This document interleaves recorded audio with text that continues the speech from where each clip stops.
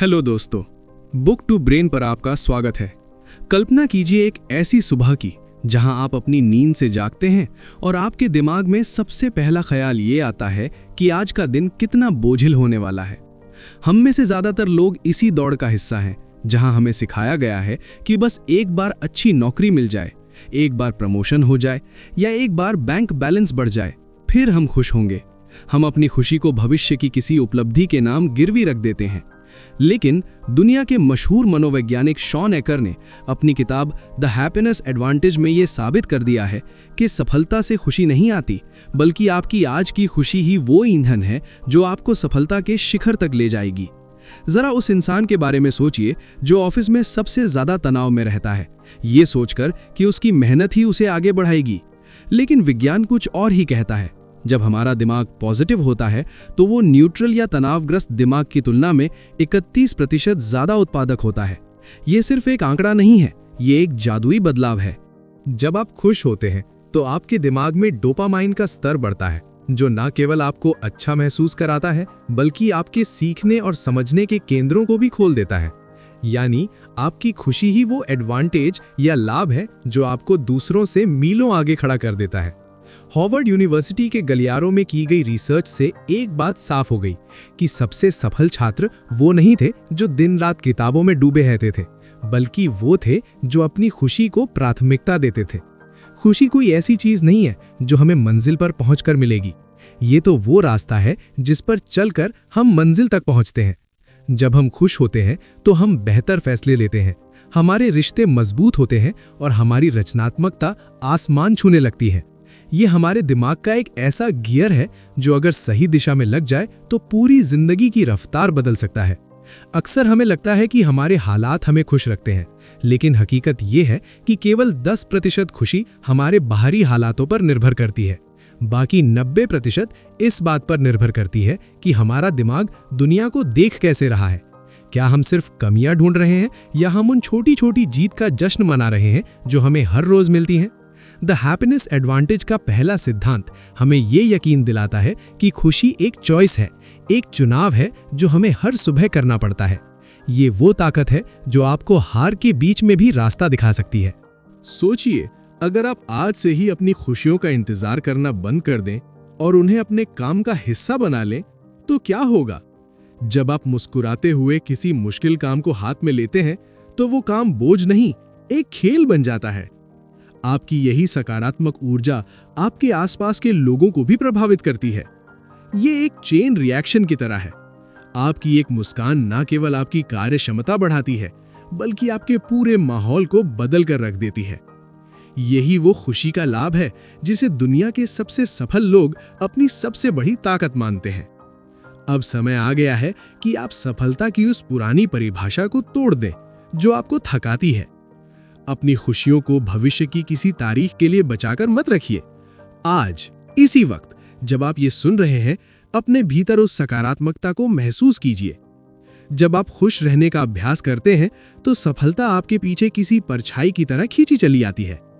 ये सफर अब बोझिल नहीं बल्कि बेहद रोमांचक होने वाला है, क्योंकि अब आप जान चुके हैं कि आपकी मुस्कान ही आपकी सबसे बड़ी जीत की शुरुआत है।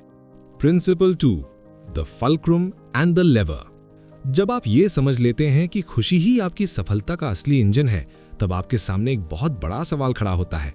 अगर दुनिया इतनी चुनौतीपूर्ण है तो मैं अपनी मानसिक स्थिति को काबू में कैसे रखूं?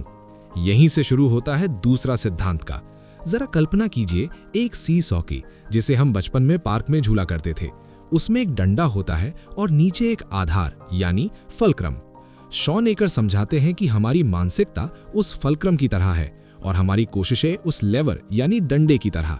अगर आप अपने फल्क्रम को यानी अपनी सोच के केंद्र को सही जगह पर सेट कर लें तो आप अपनी कोशिशों के छोटे से दबाव से भी बड़ी से बड़ी मुश्किल को हिला सकते हैं। अक्सर हम अपनी परेशानियों को बहुत बड़ा मान लेते हैं क्योंकि हमारा फल्क्रम गलत जगह पर टिका होता है। हम सोचते हैं कि हम इस स्थिति को बदल नहीं सकते और यही नकारात्मक सोच हमारे लेवर की ताकत को कम कर देती है। लेकिन जैसे ही आप अपनी धारणा बदलते हैं और ये मानना शुरू करते हैं कि आपकी मेहनत रंग लाएगी, आप अपने फल्क्रम को खिसकाकर एक ऐसी स्थिति में ले आते हैं जहां से आपकी मानसिक शक्ति कई गुना बढ़ जाती है। ये कोई किताबी ज्ञान नहीं, बल्कि आपके दिमाग की वो बनावट है जो हकीकत को आपके नजरिए के हिसाब से ढाल देती है। आपकी बुद्धि, आपकी कार्यक्षमता और आपकी रचनात्मकता, ये सब इस बात पर निर्भर करते हैं कि आपने अपना मानसिक आधार कहाँ रखा है। सोचिए दो सेल्समैन के बारे में जो एक ही मंदी के दौर से गुजर रहे हैं। एक इसे अपनी विफलता मानकर हार मान लेता है, जबकि दूसरा इसे अपनी काबिलियत को और बेहतर बनाने के अवसर के रूप में देखता है। यहाँ दोनों की कोशिशें बराबर हो सकती हैं, लेकिन उनकी सफलता का अंतर उनके फलक्रम से तय होता है।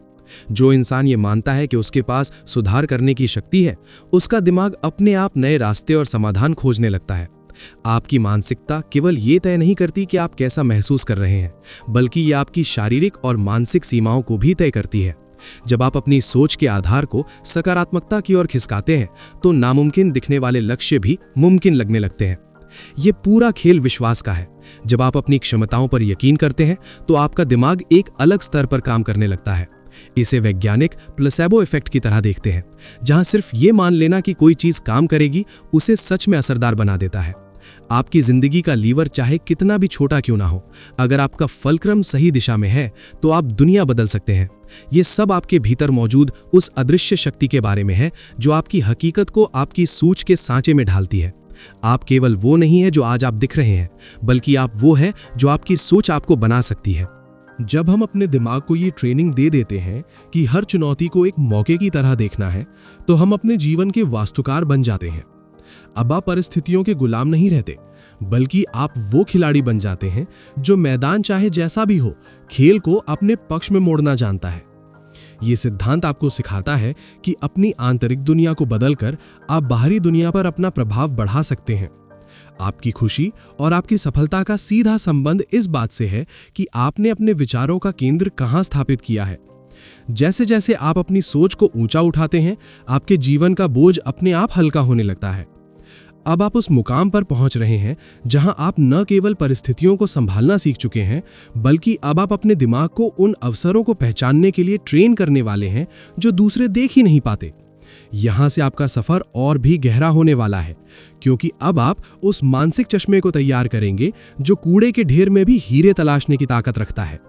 जब आपकी मानसिकता सही जगह स्थिर हो जाती है, तो आप उस टेट्रिस इफेक्ट की ओर बढ़ते हैं, जो आपकी आंखों के सामने संभावनाओं का एक नया संसार खोल देगा। Principle 3, the Tetris effect. जब आपकी मानसिकता का आधार सही जगह पर टिक जाता है, तब आपकी आंखों के सामने एक अद्भुत बदलाव घटित होने लगता है। इसे Shawn Achor the Tetris effect कहते हैं। आपने शायद कभी वो पुराना वीडियो गेम खेला होगा जहां ऊपर से गिरते हुए ब्लॉक्स को सही खांचों में बिठाना होता है।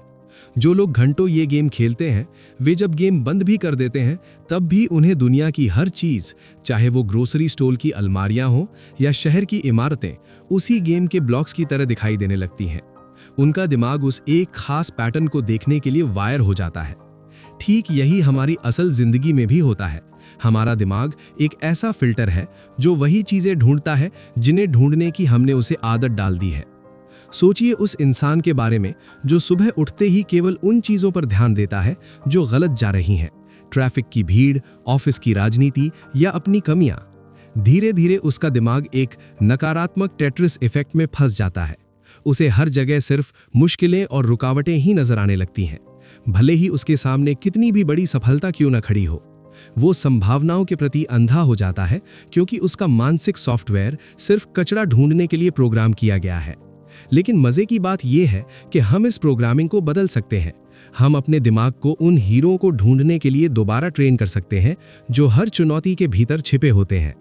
जब आप सचेत रूप से हर रोज 3 ऐसी चीजें ढूंढना शुरू करते हैं जिनके लिए आप आभारी हैं, तो आप अपने दिमाग के सर्किट को रीवायर कर रहे होते हैं। ये कोई साधारण मोटिवेशनल बात नहीं है, ये दिमाग की एक फिजिकल एक्सरसाइज है।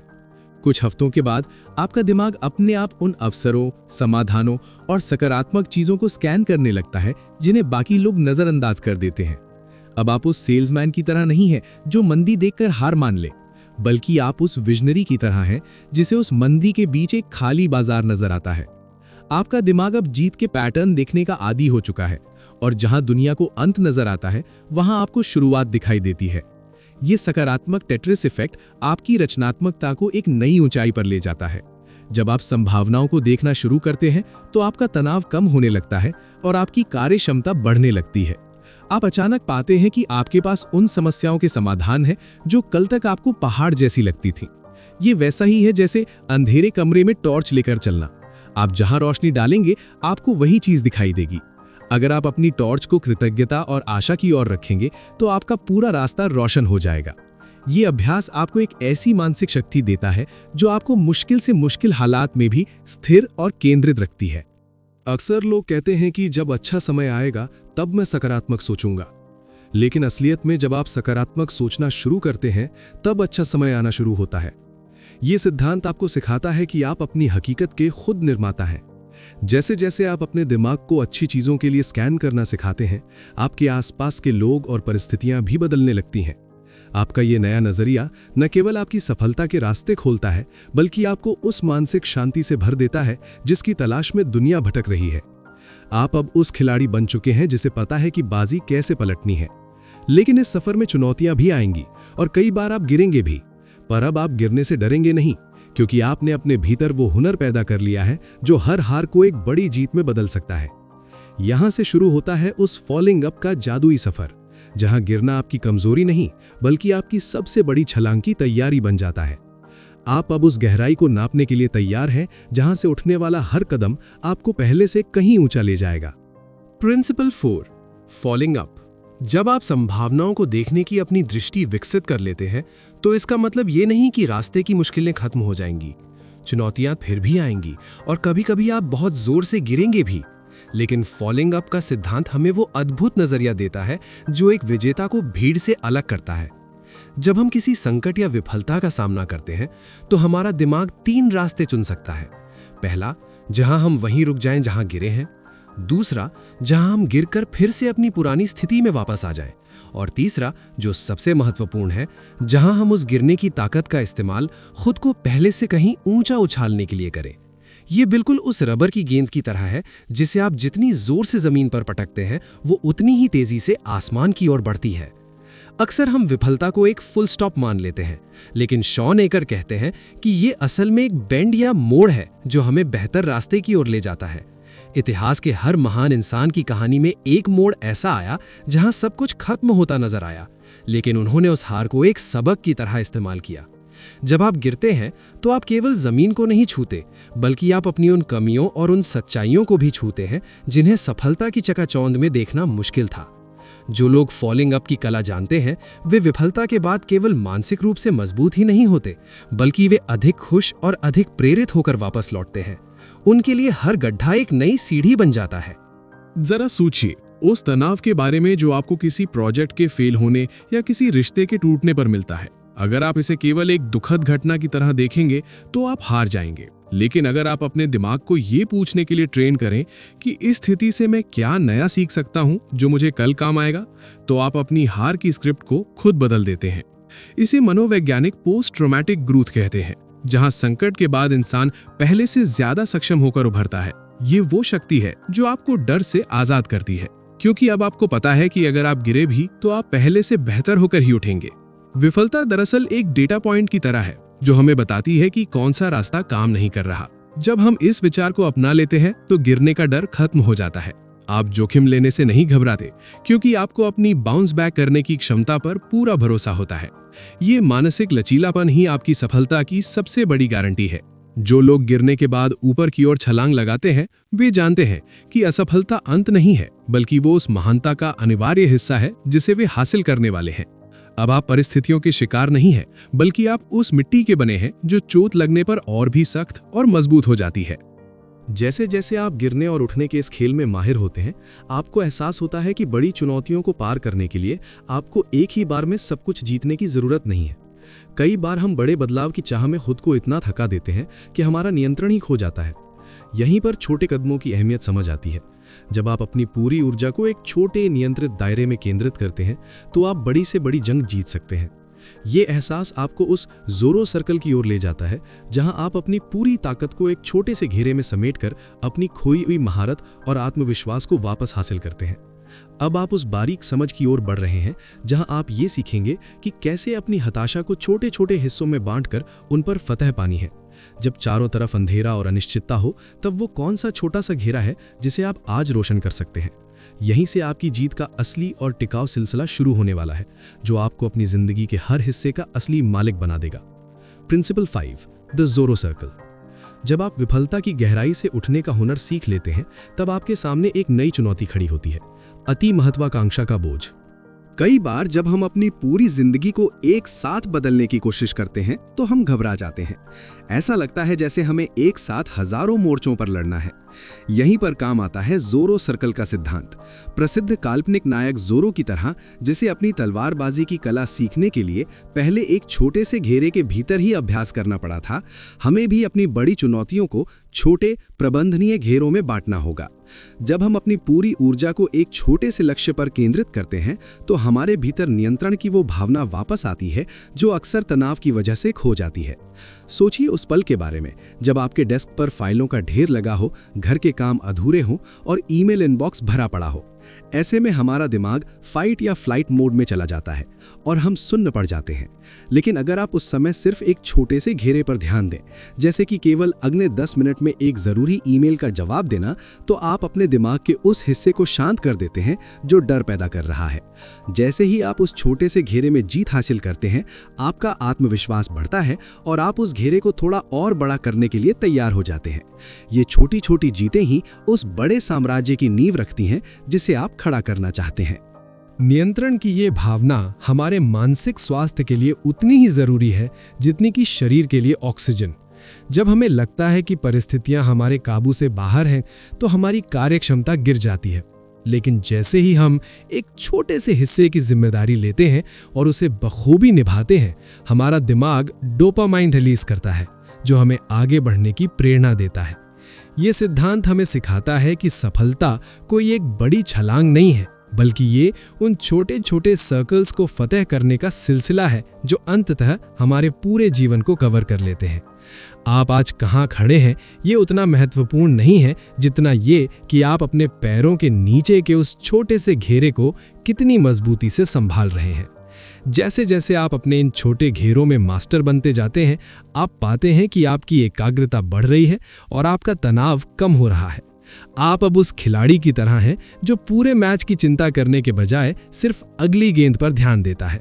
ये मानसिकता आपको उस पैरालिसिस से बचाती है जो अक्सर बड़े लक्ष्यों के दबाव में होता है। ज़ोरो सर्कल हमें याद दिलाता है कि महानता की शुरुआत हमेशा सादगी और सीमित दायरे से होती है। जब आप अपने छोटे दायरे को जीत लेते हैं, तो दुनिया खुद ब खुद आपके कदमों में आने लगती है, क्योंकि अब आप अपनी ऊर्जा को बिखेरते नहीं, बल्कि उसे एक लेजर की तरह इस्तेमाल करना सीख चुके हैं। लेकिन इन घेरों में सफलता पाने के लिए केवल इरादा काफी नहीं है। आपको अपनी आदतों को इतना आसान बनाना होगा कि आपका दिमाग उनका विरोध न कर सके। अक्सर हम बड़े बड़े संकल्प लेते हैं, लेकिन उन्हें निभा नहीं पाते, क्योंकि हमारा वातावरण ही हमारे खिलाफ होता है। यहीं पर जीवन को बदलने वाला वो नियम आता है जो आपकी इच्छा शक्ति और आपकी आदतों के बीच के संघर्ष को हमेशा के लिए खत्म कर सकता है। जब आप अपने वातावरण में छोटे छोटे बदलाव करते हैं, तो आप अपनी ऊर्जा को उन कामों में लगा पाते हैं जो वाकई मायने रखते हैं। अब आप उस समझ की ओर बढ़ रहे हैं जहां आप सीखेंगे कि कैसे अपनी बाधाओं को कम करना है और अपनी आदतों को ऑटो पायलट मोड पर डालना है। वो कौन सी छोटी सी रुकावट है जो आपको आपके सर्कल में सफल होने से रोक रही है? यहीं से आप उस 20 सेकंड रूल की जादुई दुनिया में प्रवेश करेंगे, जहां सफलता अब एक संघर्ष नहीं बल्कि एक सहज स्वभाव बन जाएगी। Principle 6, the 20 second rule. जब आप अपने छोटी से घेरे में महारत हासिल कर लेते हैं, तब असली चुनौती आती है उस अनुशासन को रोज बनाए रखने की। हम अक्सर सोचते हैं कि बदलाव के लिए बहुत बड़ी इच्छा शक्ति चाहिए, लेकिन असलियत में हमारी इच्छा शक्ति एक सीमित बैटरी की तरह है जो दिन खत्म होते होते डिस्चार्ज हो जाती है। यहीं पर काम आता है 20 सेकंड रूल। शॉन एकर बताते हैं कि अगर आप किसी अच्छी आदत को शुरू करने में लगने वाले समय को सिर्फ 20 सेकंड कम कर दें, तो आपके उस काम को करने की संभावना कई गुना बढ़ जाती है। और इसके उलट, अगर आप किसी बुरी आदत के बीच में सिर्फ 20 सेकंड की बाधा खड़ी कर दें, तो आपका दिमाग उस आलस से हार मान लेगा। ये नियम हमारे दिमाग की उस फितरत का फायदा उठाता है जिसे हम न्यूनतम प्रतिरोध का रास्ता कहते हैं। जरा सोचिए उस सुबह के बारे में जब आपने कसरत करने का फैसला किया था, लेकिन सुबह उठकर जूते ढूंढना और कपड़े तैयार करना आपको एक पहाड़ जैसा लगा और आप वापस सो गए। अब कल्पना कीजिए कि आपने रात को ही अपने कसरत के कपड़े बिस्तर के ठीक बगल में रख दिए थे और जूते सामने तैयार थे।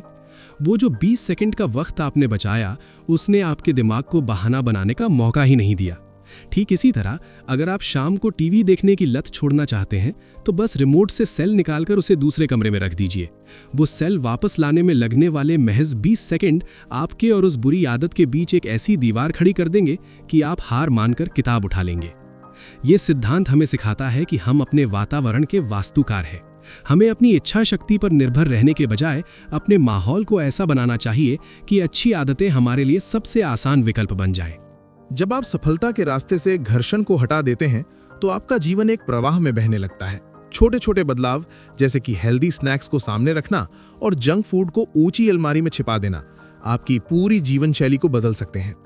ये कोई जादू नहीं है, ये मनोविज्ञान है, जहां आप अपने दिमाग को वो करने के लिए फुसलाते हैं जो आपके लिए सही है। जैसे जैसे आप इस 20 सेकंड के नियम को अपनी दिनचर्या में शामिल करते हैं, आप पाते हैं कि आप कम मेहनत में ज्यादा परिणाम हासिल कर रहे हैं। आपकी ऊर्जा अब खुद से लड़ने में बर्बाद नहीं होती, बल्कि वो आपके लक्ष्यों को पाने में खर्च होती है। आप अब उस इंसान बन चुके हैं जो केवल सपने नहीं देखता, बल्कि जिसने अपने आसपास एक ऐसा तंत्र बना लिया है जो उसे हर रोज जीत की ओर धकेलता है। लेकिन याद रखिए, इस पूरी यात्रा में आप अकेले नहीं हैं। इंसान एक सामाजिक प्राणी है और हमारी सबसे बड़ी ताकत अक्सर हमारे भीतर नहीं, बल्कि हमारे उन लोगों के बीच छिपी होती है जो हमारे साथ खड़े हैं। जब हम तनाव में होते हैं तो अक्सर हम खुद को दुनिया से काट लेते हैं और अकेले ही अपनी लड़ाई लड़ने की कोशिश करते हैं। लेकिन यह सबसे बड़ी गलती होती है।